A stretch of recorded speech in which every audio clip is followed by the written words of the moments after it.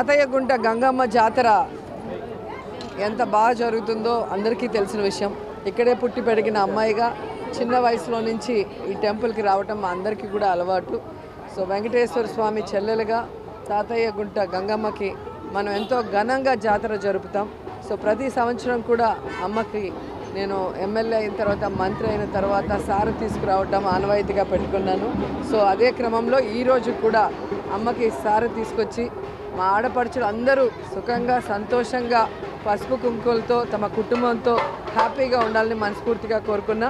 And నేను cultural మినిస్టర్గా ఉన్నప్పుడు స్టేట్ ఫెస్టివల్ చేయటం నా అదృష్టంగా భావిస్తున్నా. అండ్ ఈరోజు టెంపుల్ ఎంత డెవలప్ అవుతుందో చూస్తున్నారు కదా.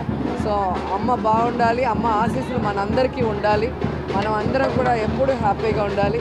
ముఖ్యంగా జూన్ 4th వచ్చే రిజల్ట్స్లో జగనన్న రెండోసారి ముఖ్యమంత్రి అవ్వాలి. అలాగే నేను నగిరిలో 3వ సారి హ్యాట్రిక్ కొట్టాలని అమ్మని బలంగా కోరుకున్నాను.